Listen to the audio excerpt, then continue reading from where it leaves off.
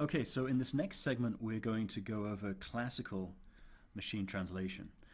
So I'm going to give a very high-level description of various systems that people developed in the first few decades of machine translation, and this will give us some very useful context in thinking about how we might design different machine translation systems.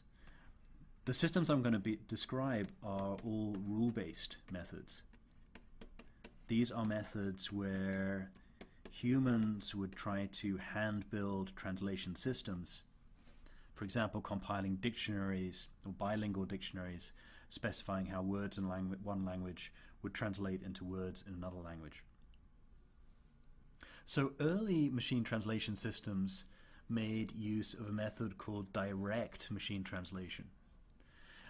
These methods essentially perform the translation process word by word. So if you have a sentence in one language, you would essentially, word by word, try to map it to words in the other language.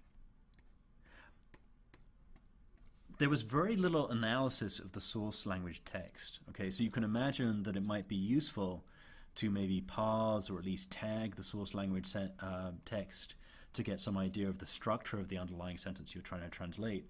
But these direct machine translation systems really did away with any analysis of this form. They relied on very large bilingual dictionaries. I'll give an example in the next slide, where for each word in the source language you would specify a set of rules for how to translate that word into the target language. In terms of reordering, so there was always this problem that if we have words or sentence in one language that we may want to reorder things, we may want to move things around. In direct translation systems, usually a simple set of reordering rules was applied after the word-for-word translation had been performed. So for example, in English, you see the adjective like blue before the noun dog, whereas in French, sorry, my French is terrible, but I think this is correct. You would see dog translating as this word, blue translating as this word, and notice the order is reversed. And so you would need a set of rules to recover these kind of simple reordering phenomena. Here's an example of a set of direct translation rules. This is taken from the Jurafsky-Martin textbook, and it's originally from, I think, a Russian system from 1960. It's actually, I think, fascinating to look at this. So this is a set of rules for translating the word much or many in English into Russian. And so you can imagine that somebody, some human, has looked at a lot of example translations, or maybe just use their intuition about the two languages to derive a set of rules for how to perform this translation based on the surrounding context. So these rules say that if the preceding word is how, so if you have how much, then you would translate one way. On the other hand, if the preceding word is as, so as much, you might translate a different way. Otherwise, if the word is much rather than many, you would go into some other rules, and so on and so on. So deriving these kind of rules is a pretty painstaking task. You can imagine for any reasonable translation system, you might have at least a few thousand words in a language that you need to translate, and you would have to compile a set of rules for each different word in the language. So direct machine translation systems are rather limited. Let me go over some key problems that they face. One is the following. It's difficult or nearly impossible to capture the kind of word order differences we saw earlier between different languages. So here I have this English-Japanese example again. So you could imagine trying to write a set of rules that, given the English string, predict the word order in the target side and the Japanese side. But that's very hard to do when you have no analysis of this English string. You don't know which words are verbs versus nouns, and you certainly have no syntactic structure. So that's one challenge. The second one is that words are translated without any knowledge of the role, the syntactic role they play in a sentence.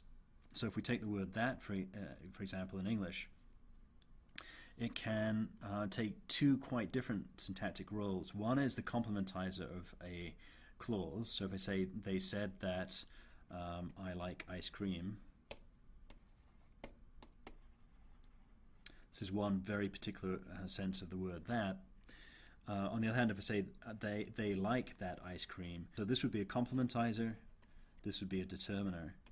And in many cases, when you translate into a different language, you will end up with different translations in these two different contexts. Again, with no analysis of the English source language, there's really no way to be able to distinguish these two cases and to translate correctly. So the problems with direct translation systems led people to consider what are called transfer-based approaches. So here's a sketch of how these work out.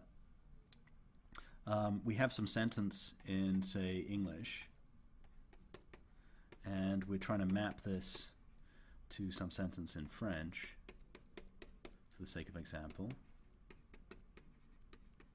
So in transfer-based systems, you would perform this translation in 3 different steps. The first thing you would do on the English side is do some analysis.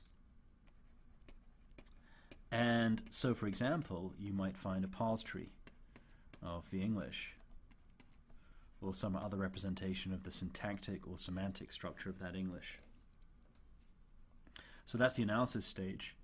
In the next stage, we perform what is called transfer. And here we transform, so this is an English parse tree. We somehow transform this to a French. So this is English. This is a French parse tree. And to perform this transfer step, you use a set of rules, maybe rather similar to the example I showed you for Russian earlier. But these rules critically can now refer to the syntactic structure of the English side, so they have more information, and so they can hopefully perform a better job of transferring across to the French side. Finally, there's a stage called generation,